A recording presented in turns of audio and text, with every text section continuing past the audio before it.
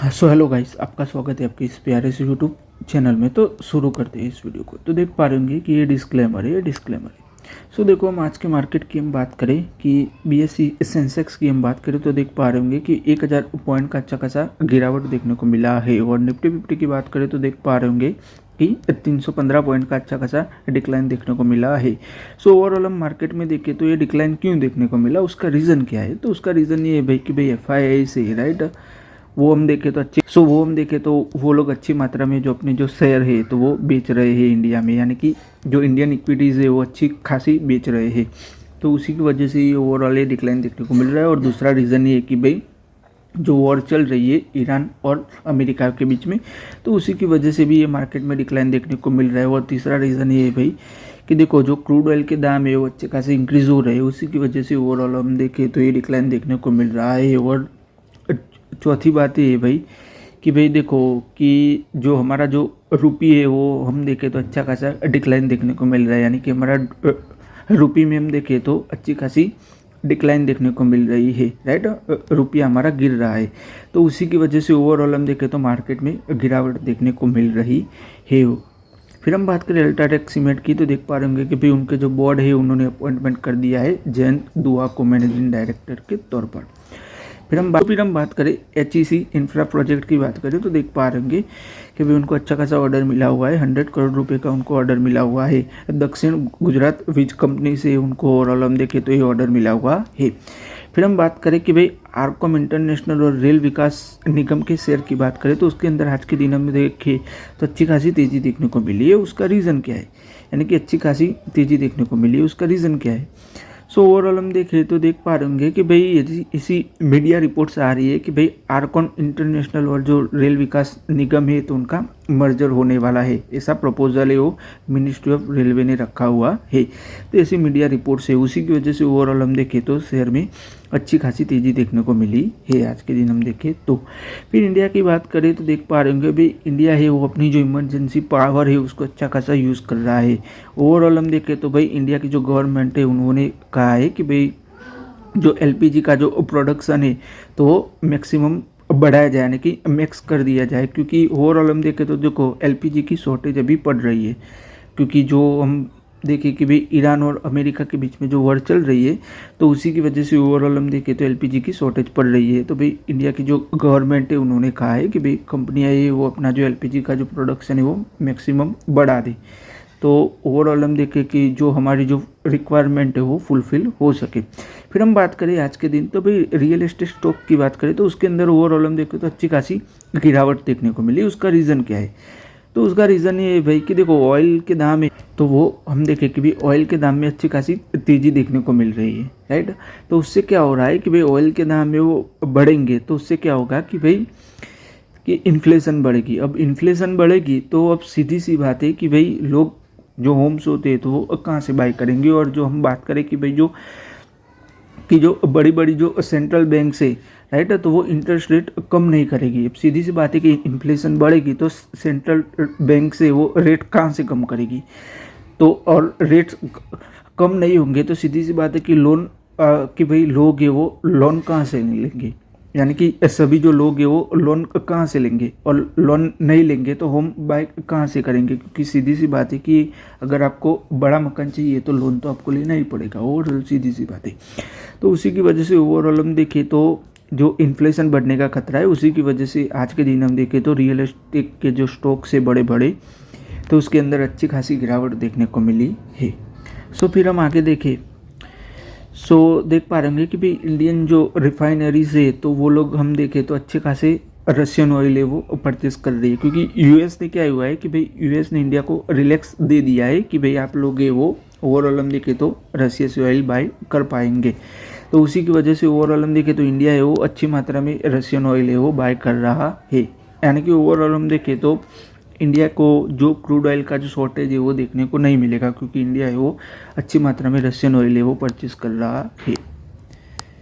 तो फिर हम बात करें देवयानी इंटरनेशनल की तो आप लोग देख पा रहे होंगे कि भाई उनकी जो ब्रांड है हेयम ब्रांड के जो सीईओ है तो उनका रेजिग्नेशन आया हुआ है, वो आप लोग देख पा रहे होंगे।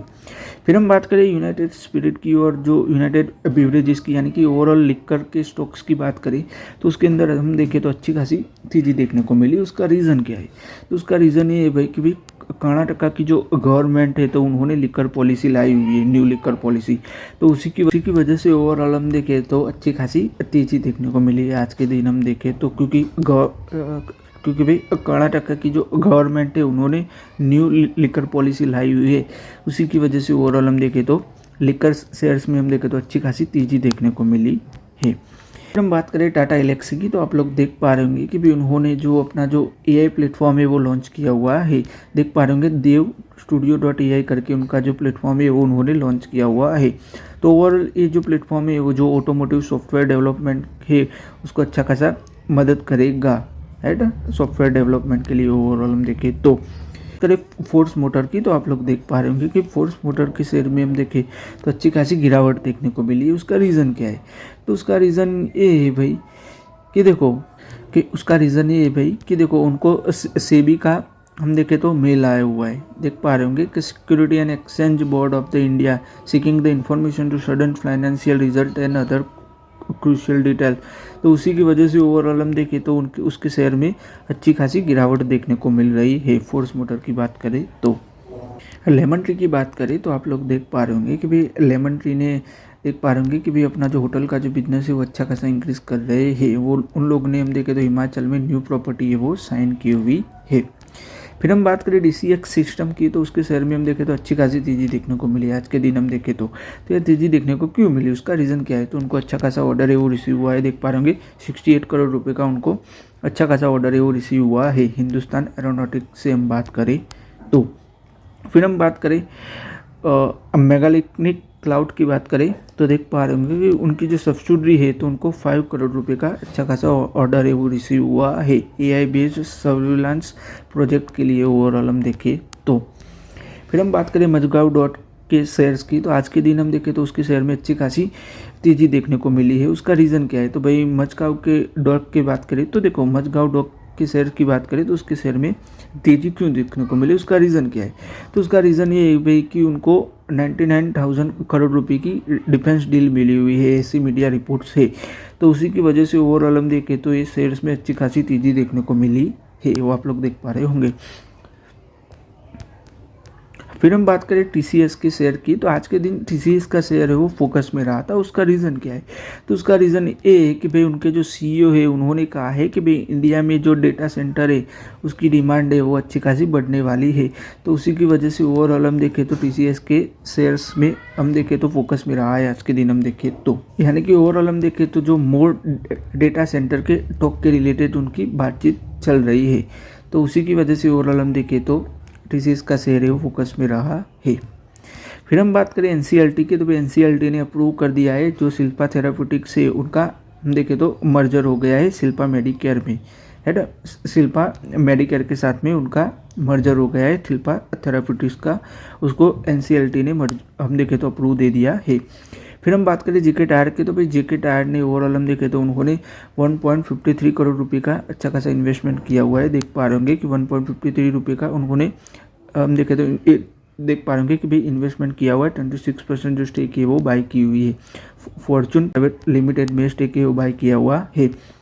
और हम बात करें तो 5.04 करोड़ रुपए का उन्होंने अच्छा खासा स्टेक बाई किया हुआ है। देख पा रहे होंगे जो दूसरी कंपनी थी सन प्लस पावर लिमिटेड में उन्होंने हम देखें तो 26% जो स्टेक है वो बाई किया हुआ है। यानी कि ओवरऑल हम देखें तो दोनों कंपनियों ने उन्होंने अच्छा खासा इन्वेस्टमेंट किया हुआ है और 26% दोनों कंपनियों में स्टेक है वो बाई किया हुआ है। JK टायर की हम बात करें तो।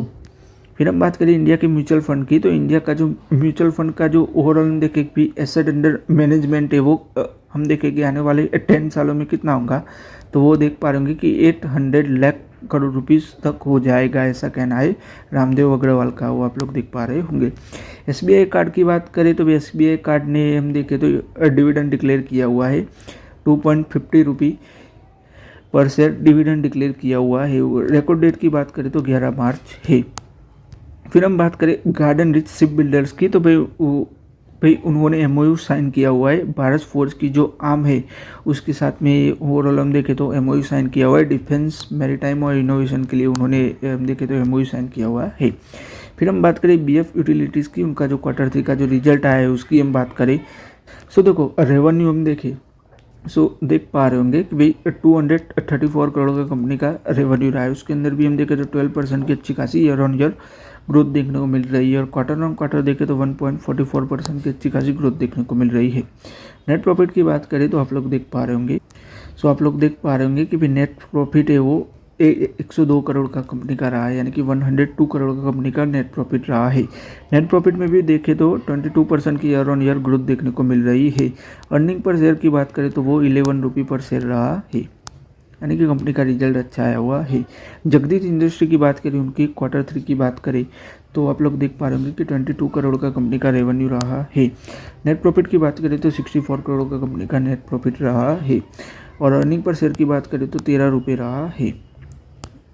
सो आज के इस वीडियो में गाइस हम यहीं तक रखते हैं। अगर आपको ये वीडियो अच्छा लगा हो तो लाइक कर दीजिएगा, शेयर कर दीजिएगा और चैनल को सब्सक्राइब कर दीजिएगा। धन्यवाद ये वीडियो देखने के लिए।